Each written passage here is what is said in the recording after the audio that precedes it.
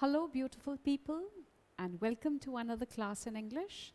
I'm Anurita, and today we shall be doing John Brown, a very impactful and powerful lyric written by Bob Dylan. So, who was Bob Dylan? Bob Dylan was an extremely renowned songwriter, performer, and recordist.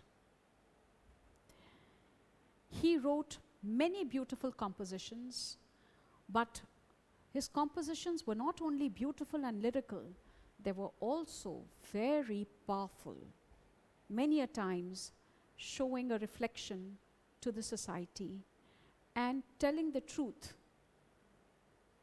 breaking many myths. He was in fact a person who did not stick to cultural limitations. For the sake of truth and for the sake of creativity, for the sake of making people realize, he wrote poems and lyrics and songs that not only went through your heart like an arrow, but also opened up the mind.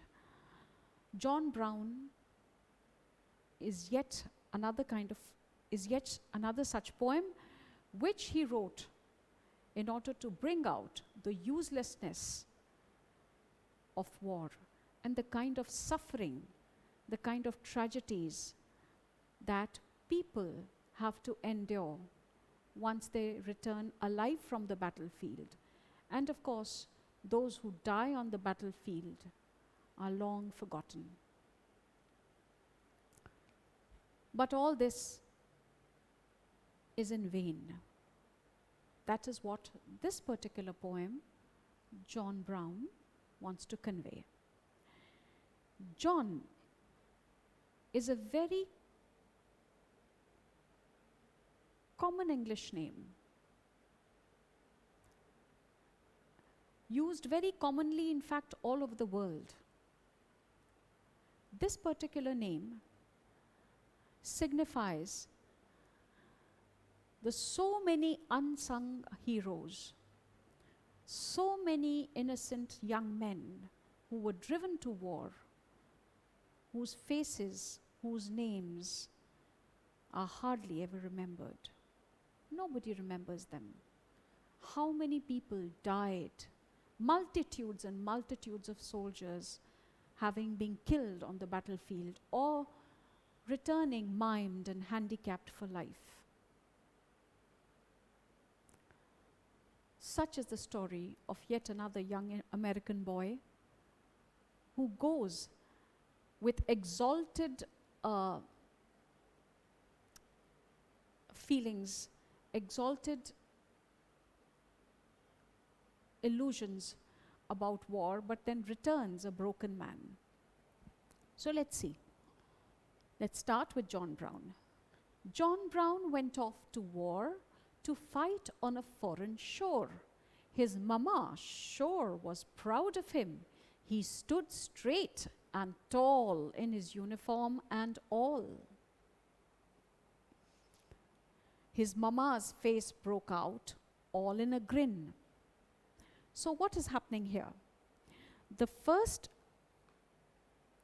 In the beginning of the poem, we come to understand that there is this young boy by the name of John Brown who has been recruited in the American army to fight on the American side. And he is going to fight on a foreign shore. In this case, the foreign shore is Vietnam. In this case, the foreign shore is Vietnam. His mother, who has come to see him off on the railway station, is extremely proud. Her opinion about the war, her opinion about heroism, her opinion about gallantry and bravery lead her to think that she is doing something great. She's sending her son to fight for the nation. Her mama sure was proud of him. He stood straight and tall in his uniform and all. He stood straight. He stood with a straight posture. Straight posture signifies his stance of bravery and gallantry, his sense of pride.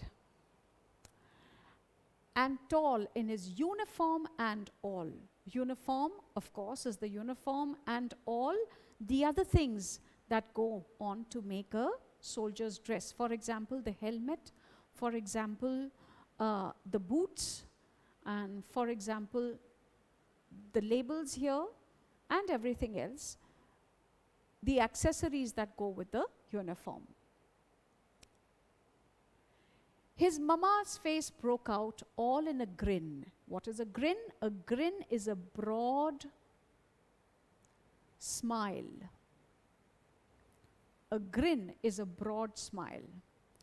Oh, son, you look so fine. I'm glad you're a son of mine. You make me proud to know you hold a gun. And when she looks at her son, dressed up like a smart soldier, and he also is entitled to a weapon, a gun, she realizes that her son is no common man. Her son is braver than the rest.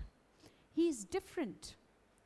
The American army considers him worthy of carrying a weapon. He is being chosen and he is recruited. You make me proud to know you hold a gun. Do what the captain says. Lots of medals you will get, and we'll put them on the wall when you come home. For her, the future is full of promises. Just like her young son, she sees a bright future in being a soldier. She expects her son, like any good parent, to follow the instructions of the battalion's captain.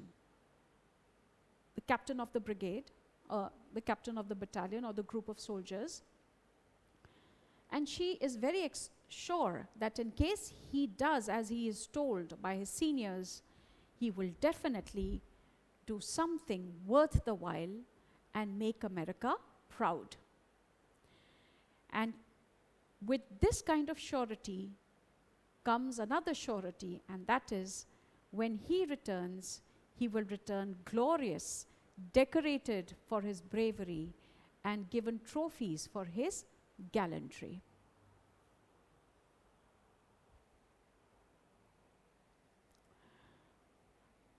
So, we'll understand this. As the old train pulled out, John's ma began to shout.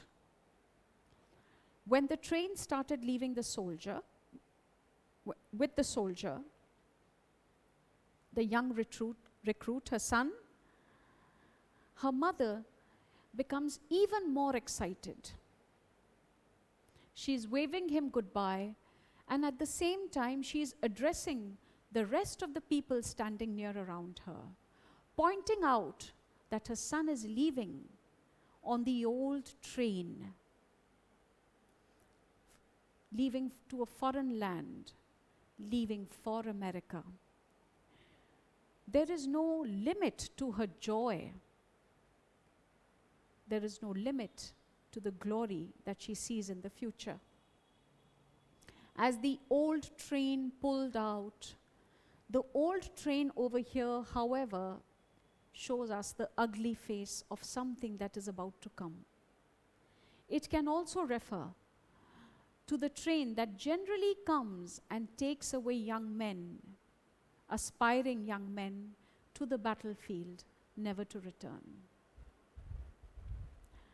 The old train can also refer to the continuity of war, one carriage after the other and one carriage after the other.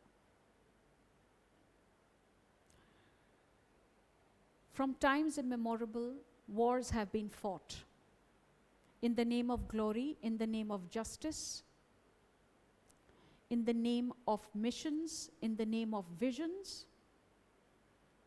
But each one of them end with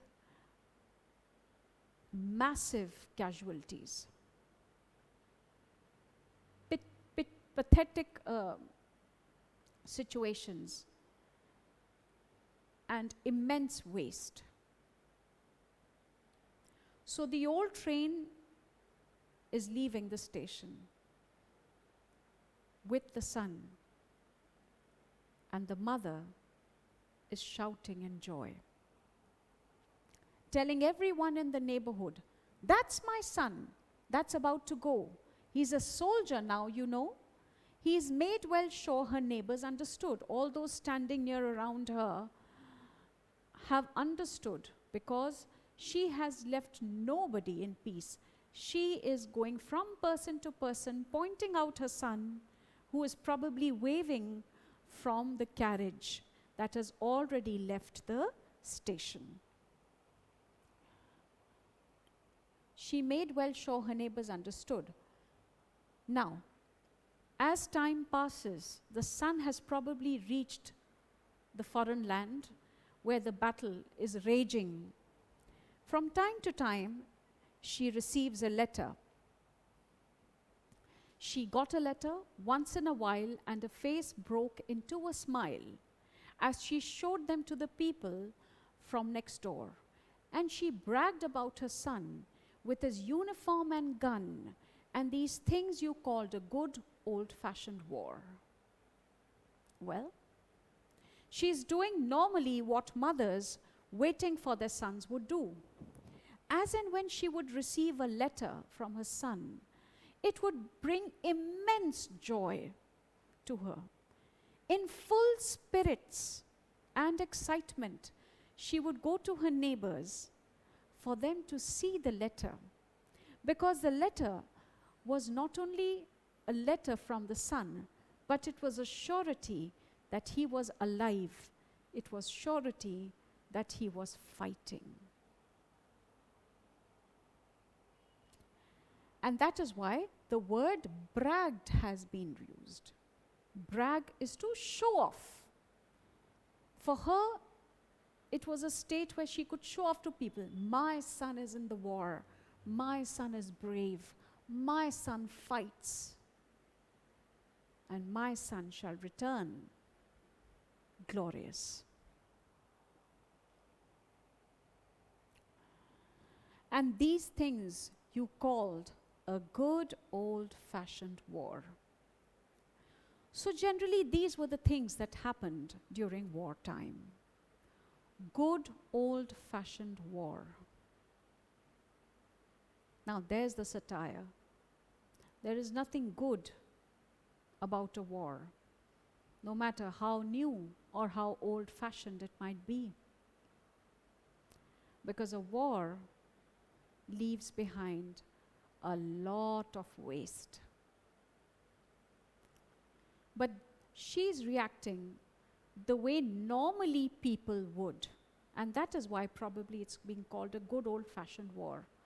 ये जो सिपाही थे वो जाते थे, लड़ते थे, घर में लोग उनकी चिट्ठियों का इंतज़ार करते थे, चिट्ठियाँ आती थीं तो खुशियों की लहर दौड़ जाती थी। इसी तरह पुराने ज़माने में और बहुत बहुत सारी wars लड़ी गई, युद्ध लड़े गए. Oh, good old-fashioned war. Now, this also reflects the ignorance of the common man about what would transpire on the battlefield in reality. असली में वहाँ क्या होता है, उसका तो लोगों को पता नहीं. उनके मन में तो एक बहुत बड़ी इमेज किसी भी वॉर की होती है. So a good old-fashioned war was just taken for granted. हाँ भाई लड़ाई है तो भाई चिट्ठी आई है.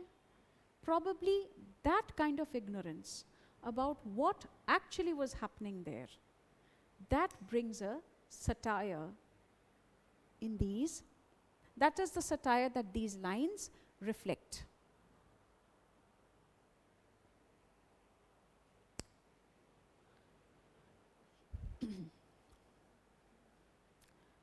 Then the letters ceased to come. For a long time, they did not come. They ceased to come for about 10 months or more. Then a letter finally came. Ceased, stopped. Meaning of ceased is stopped. For a very long time, letters did not come. They ceased to come for about 10 months or more. Then a letter finally came, saying, "Go down and meet the train. Your sons are coming home from the war." She smiled and went right down. She looked everywhere around, but she could not see her soldier son in sight. So, out of excitement, overjoyed that finally her son has returned, she rushes to the railway station to receive him. And she looks around. People get off the train and people leave the station, but she's looking around for her son, and finally there's a sight that breaks her heart. For a very long time, she continues to look here and there, but she's not able to see anybody that looks like her son. That is why it says, but she could not see her soldier son in sight. There was a young man looking gallant and handsome that had left when she had come to see him off. She is looking for the same kind of boy, but she cannot see one. When she did, she could hardly believe her eyes. When finally she sets eyes upon her son, there's a man walking towards her, but it's a man that completely knocks out her senses. Her heart probably stops because what she sees is a gory sight. A sight that is fearsome. A sight that is a sight she would probably never have wanted to see in her life. And what is the sight? When she did, she could hardly believe her eyes. So here is the element of surprise.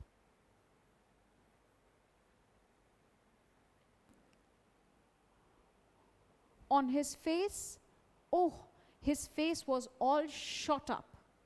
Shot up? His face was badly damaged, probably because it was blown off by a shell. Shell is a bomb. And his hand was all blown off. And he was maimed. He did not have a hand. One side of his face and the arm below it were completely blown off. The arm was missing.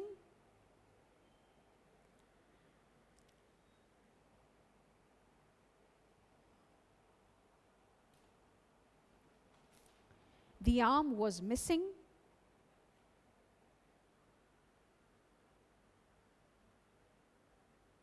And the face was beyond recognition.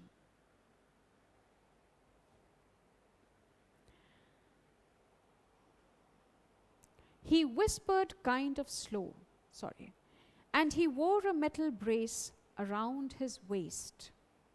He whispered kind of slow, in a voice she did not know, while she couldn't even recognize his face.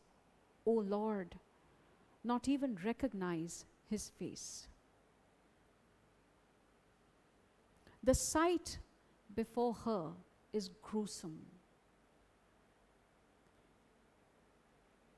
instead of a handsome young son, stands a human body that is badly damaged, face blown off, arm blown off. He's wearing a metal waist.